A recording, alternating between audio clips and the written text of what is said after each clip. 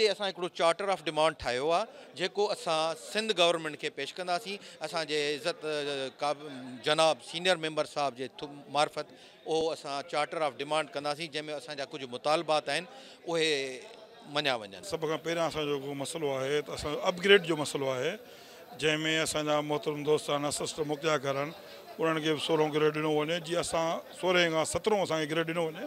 त असांजा जेके जाइज़ इशूज़ आहिनि जीअं अपग्रेडेशन थी हुई जीअं असां वटि असिस्टेंट जेकी पोस्ट आहे उहो 16 ग्रेड में आहे पर असिस्टेंट मुख्तियारकार जेको क्वालिफाइड आहे उन्ही खे 14 ग्रेड में रखियो वियो आहे। इहा अपग्रेडेशन इन जी डिमांड आहे। ॿियो मुख्तियारकार असांजा 16 ग्रेड में आहिनि उन्हनि खे 17 ग्रेड में उनजा DDO पावर्स जो इहो इशूज़ आहिनि रिहाइश जो इशू। मुख्तियारकार जी जेका डेज़िग्नेशन आहे इन खे जेके असाइनमेंट्स आहिनि सरकार जे तरफ़ां उहे एतिरियूं त वसी आहिनि जो मां असाइनमेंट्स ॻणणु शुरू कयूं त 2-3 कलाक लॻी वेंदा।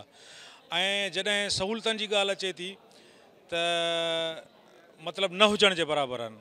असां कोर्टनि खे मुंहुं ॾियूं, असां हायप्स खे मुंहुं ॾियूं, असां हेल्थ खे मुंहुं ॾियूं, असां एजुकेशन खे मुंहुं ॾियूं, अदर देन रेवेन्यू डिपार्टमेंट असां हाई क्लास जा मतिलबु पाण खे तकलीफ़ुनि में आणे बग़ैर कंहिं रिसोर्सिस जे असां कमु कयूं। 10 खां 12 साल खां प्रमोशन न थिया आहिनि।